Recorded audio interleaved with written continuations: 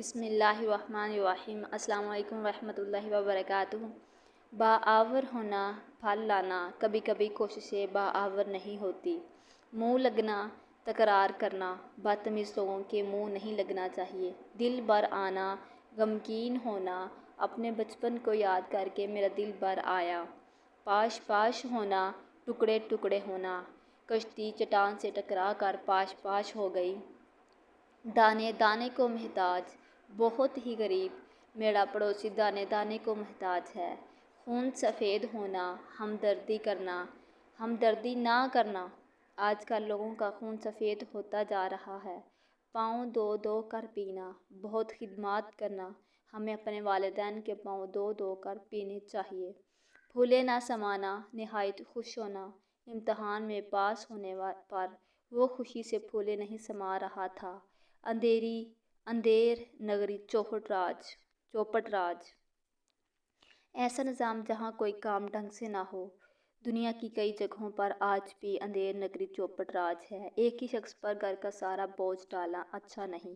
1 اور 1 11، اتفاق میں طاقت ہے۔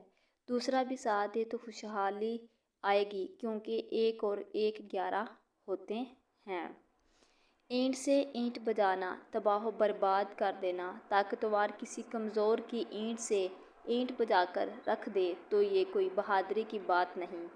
بات کا پتنگڑ بنانا، ذرا سی بات بڑھا کر پیش کرنا۔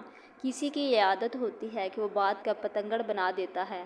الٹے پاؤں لوٹنا، جلد ہی واپس لوٹا۔ میں نانی کے گھر گئی لیکن الٹے پاؤں لوٹ آئی۔ پانسا پلٹنا، بازی ہار جانا، میں اپنے مقصد میں کامیاب نہیں ہوا کیونکہ میرا پانسا ہی پلٹ گیا۔ اس ہاتھ دے اس ہاتھ لے، کام کا بدلہ جلد ملنا۔ کبھی کبھی تو اپنے کرنے کا پھل جلدی مل جاتا ہے، گویا اس ہاتھ دے اس ہاتھ لے والا معاملہ ہو جاتا ہے۔ آنکھیں دکھنا، غصہ کرنا، کچھ بدبخت نوجوان اپنے والدین کو بھی آنکھیں دکھانے لگتے ہیں۔ جتنے منہ اتنی باتیں، سب کا الگ الگ خیال۔ تم اپنی جگہ ٹھیک ہو تو لوگوں کی باتوں پر دھیان نہ دو، کیونکہ جتنے منہ اتنی باتیں۔ پیٹ میں چوہے ناچنا، بہت بھوک لگنا، میں نے صبح سے کچھ کھایا نہیں ہے، میرے پیٹ میں تو چوہے ناچ رہے ہیں۔ جس کی لاٹھی اس کی بھینس، طاقتور ہی حاوی ہوتا ہے۔